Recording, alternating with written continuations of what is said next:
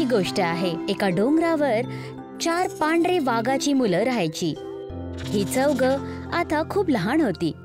आज रिंकू आपल्या बाबा मोहन बरोबर डोंगरावर फिरायला गेला होता। तेव्हा त्याची नजर ह्या 4 पांढऱ्या वाघांवर पडली। त्याला वाटलं की ही मांजरं आहेत। बाबा, ही 4 मांजरं किती गोड आहेत। हो बाळा, प्रेमळ तर खूप आहे, पण यांना सोबत नाही घेऊन जाता येणार। आई खूप चिडेल।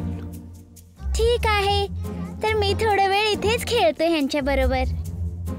रिंकू खूप वेळापर्यंत त्या डोंगरावर त्या वाघांबरोबर खेळत राहतो आणि जेव्हा संध्याकाळ व्हायला होते तर मनोज त्याला बोलतो, बेटा रिंकू, चल आता, आपल्याला खूप दूर जायचंय। रात्री पहाडांच्या रस्त्यावरती जाणं खूप त्रासदायक होईल। अच्छा, ठीक आहे बाबा, जसं तुम्ही बोलाल। हो बाळा, निराश नको होऊस। चल चला आपण जाऊया आता। रिंकू आणि मनोज तिथून निघून जातात आणि ते 4 वाघ रिंकूकडे बघत राहतात। रात्री होऊन जाते। मनोज आणि रिंकू डोंगराचा रस्ता पार करून आता आपल्या घरी पोचले होते। आई, तुला माहितीये, आज मी डोंगरावर 4 मांजरांबरोबर खूप खेळलो। अच्छा, त्यांना आपल्या बरोबर तर नाही घेऊन आलास ना? नाही नाही, मी आधीच त्याला नाही म्हणून सांगितलं होतं मालती। बघितलं रिंकू, सांगितलं होतं ना आईला नाही आवडणार। तेव्हा दरवाजावर अचानक आवाज येते। मालती आणि रिंकू जाऊन दरवाजा उघडतात। कोण दिसत नाहीये। कोण आहे जो ह्या वेळेस मस्ती करत आहे? आई, हे बघ, खालती हे लोक करत आहेत मस्ती। अरे देवा, हे काय घेऊन आलास रे?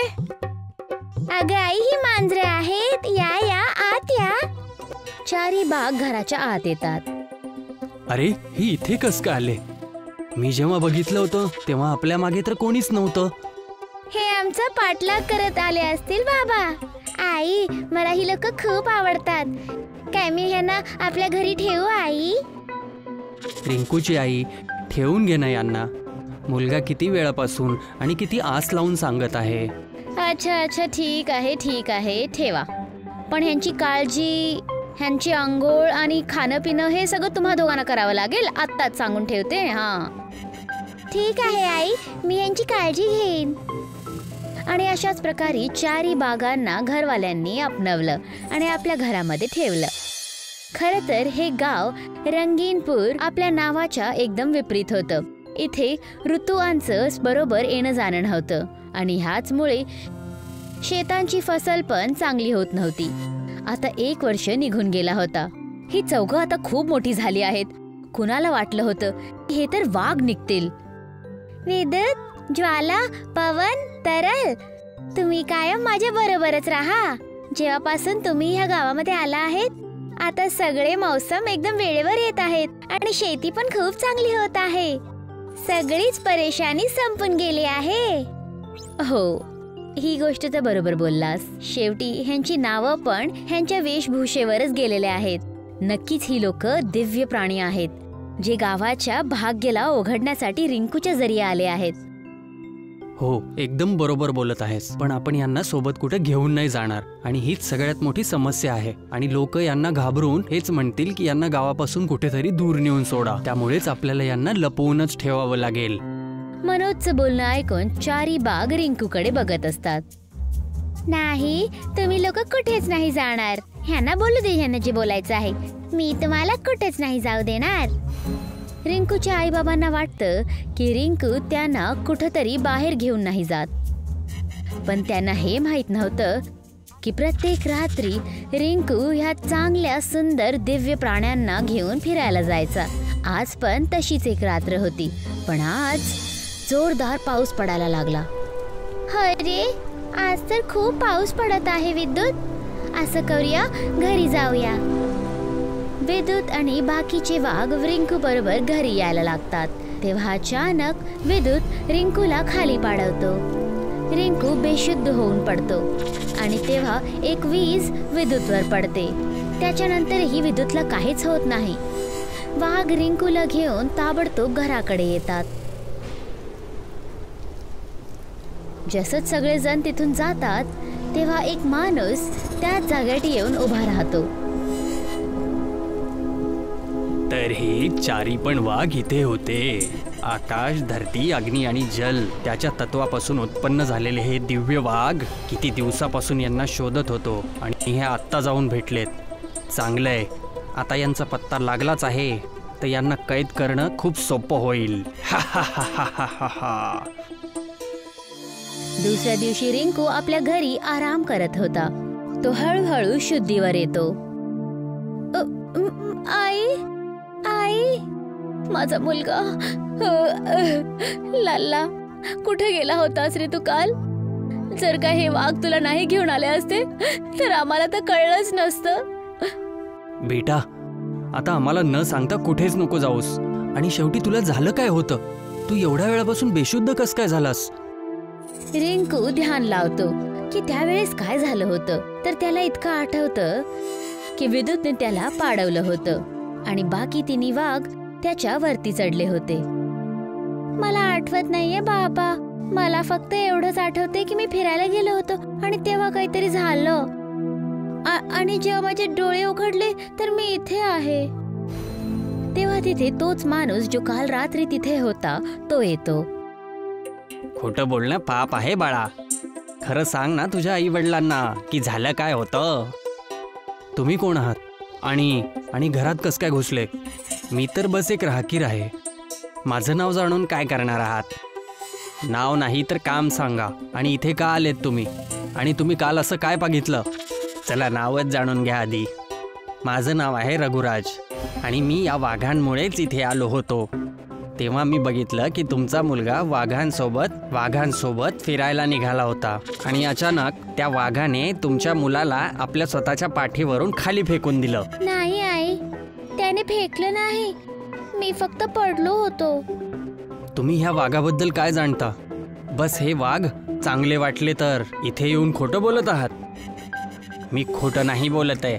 हे वाघ नाही आहेत नुसते, हे दिव्य वाघ आहेत. चारी तत्वांचे प्रतीक आहेत. यांच्याचमुळे तुमच्या गावातल्या बंजर जमिनी आणि ह्या निसर्गाचे त्रास संपलेले आहेत. तर तुम्ही त्यांचा वाईटपणा का दाखवत आहात?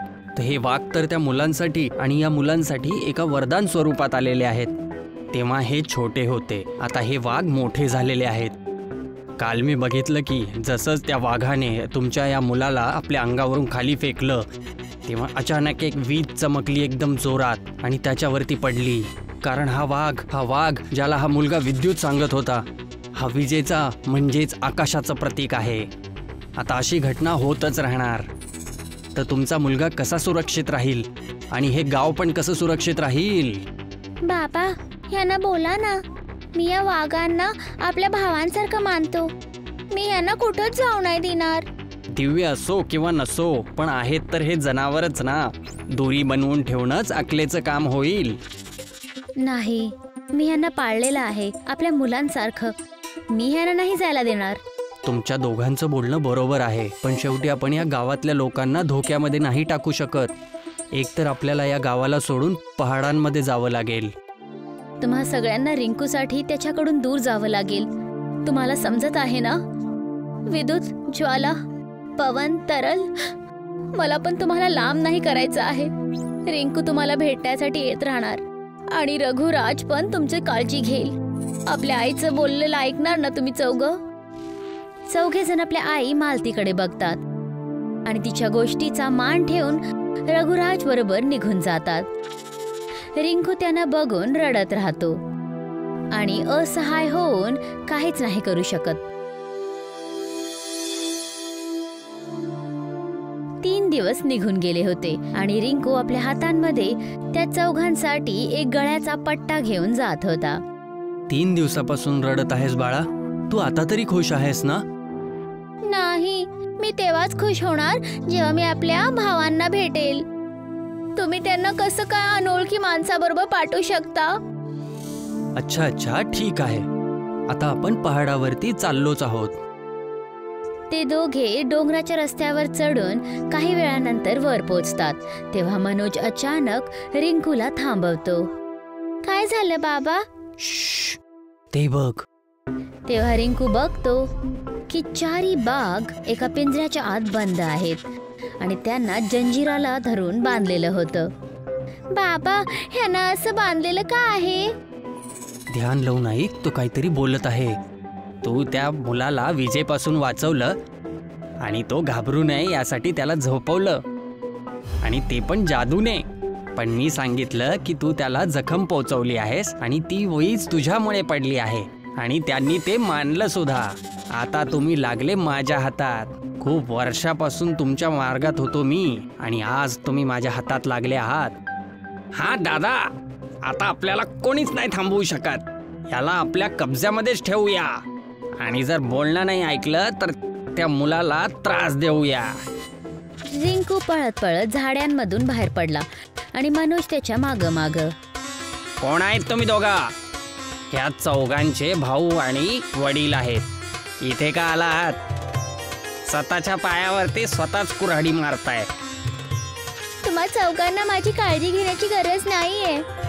रघुराज रिंकूकडे पुढे वाढतो आणि तेव्हा ते वाघ आपल्या माणसांच्या भाषेमध्ये बोलायला सुरू करतात. त्या मुलापासून दूर राहा मनुष्य. आईने आम्हाला तुझ्यासोबत यायची आज्ञा दिली आहे, पण तू रिंकूला जर शिवलं जरी तर तू आमच्या चौघांचा कहर बघशील. शे, ठीक आहे, काही नाही करत आहे मी. तसं पण तुम्ही हा पिंजरा तोडू नाही शकणार आहेत, आणि मी सुद्धा पूर्ण रस्त्यात तुमच्यासोबत वाद नाही करू इच्छिते. त्यामुळेच या मुलाला सोडून देतोय. रिंकू, तू आम्हाला भेटायला आलास, आम्ही खूप खुश आहोत. पण आता तुम्ही वापस जा. बाबा, कृपया तुम्ही याला वापस घेऊन जा. पण बाळा, मी तुम्हाला ह्या हालमध्ये नाही सोडू शकत. आईने सांगितलं होतं की रिंकूची याच्यातच भलाई आहे. आम्ही त्यांची गोष्ट नाही टाळू शकत. तू गप्प बस, तुला काहीच नाही माहित. आईने असा काहीच आदेश नाही दिला. त्यांना ही गोष्ट माहीतच नव्हती की ती वीज तुझ्या कारण नाही पडली होती, पण तू मला त्याच्याहून वाचवला होतास. हो, आता घरी चला मुलांनो. दादा, हे तर असं बोलत आहेत आपण इथे जसं काही आहेच नाही. चल अज्जो, हे वाघ आपल्या गोष्टीला टाळूच शकत नाहीत, आणि ह्या बेड्या तोडणं सोपं काम नाहीये. त्या पिंजऱ्यामध्ये एक विस्फोट होतो. चारी बाघ रिंकूकडे परत येतात. वेतू, तू बोलू शकतोस? मी आपल्या चौघांमध्ये सगळ्यात मोठा आहे, आणि मी आत्ताच काही दिवसापूर्वी बोलणं शिकलो आहो. चला बाळांनो, आपण आता घरी जाऊया. चारी बाघ आपल्या भाऊ रिंकू बरोबर घरी जातात, आणि ह्याने हे कळतं की प्राण्यां आणि माणसांमध्ये काहीच फरक नाही. जेव्हा गोष्ट प्रेम आणि स्नेहाची येते तर प्राणी असो किंवा माणसं, ते एक कुटुंबच आहेत.